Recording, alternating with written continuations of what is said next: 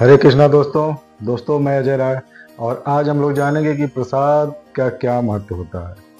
दोस्तों, प्रसाद का मतलब होता है प्रभु को लगाया गया भोग। फिर वो चाहे लड्डू हो या भोजन हो या कोई अन्य पदार्थ। दोस्तों, प्रभु को भोग लगाने के बाद वो भोग नहीं रह जाता, वो प्रसाद बन जाता है। और प्रसाद का कभी भी अपमान नहीं करना चाहिए। प्रसाद जहाँ भी जिस समय आपको मिले, प्रसाद को स्वीकार कर लेना चाहिए और प्रभु का नाम लेकर पा लेना चाहिए। फिर वो चाहे प्रभु के किसी भी रूप को मानने वाले के द्वारा आपको मिले। दोस्तों, भगवान एक है, तत्व एक है और उसके रूप विभिन्न विभिन्न। जाने और अनजाने में दोस्तों हम सभी लोग उसी एक परमात्मा की ही उपासना करते हैं, उसी एक परमात्मा को ही मानते हैं। और कहते हैं दोस्तों, हरि अनंत हरि कथा अनंता। तो प्रभु एक हैं लेकिन उनके रूप अनंत हैं। जिसको जो प्रभु का रूप पसंद होता है, जो रूप प्रिय होता है, वो उसकी उपासना करता है और उनको मानता है और उनको पूजता है। ये व्यवस्था दोस्तों केवल हमारे सनातन धर्म में ही है।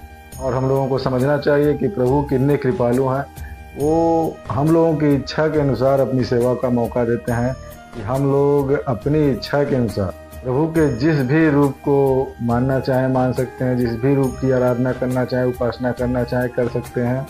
दोस्तों, भगवान के किसी भी रूप में भेदभाव नहीं करना चाहिए। परमात्मा एक है और प्रसाद प्रभु के जिस भी रूप का हो हमको स्वीकार करना चाहिए, क्योंकि दोस्तों वो हमारे प्रभु के द्वारा भोग लगाया गया प्रसाद होता है, हमारे प्रभु का जूठन होता है, जिसको हमको बहुत ही प्रियता के साथ खाना चाहिए। और ध्यान रहे दोस्तों कि प्रसाद नीचे न गिरने पाए। तो दोस्तों, जो भी खाएं प्रभु को भोग लगाने के बाद ही पाएं, क्योंकि प्रभु के भोग लगने के बाद ही वो हमारे खाने के योग्य होता है। दोस्तों, हम लोग भोजन में प्रियता देख के भोजन करते हैं, स्वाद देख के, भोजन में स्वाद देख के भोजन को पसंद करते हैं और खाते हैं, जो कि दोस्तों ये बिल्कुल गलत है।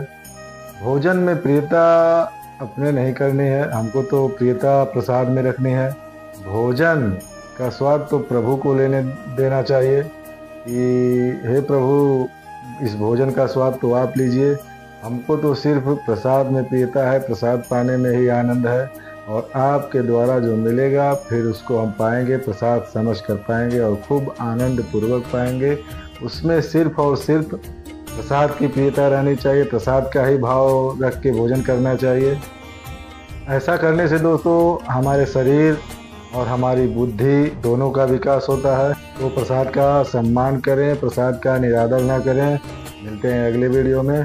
राधे राधे।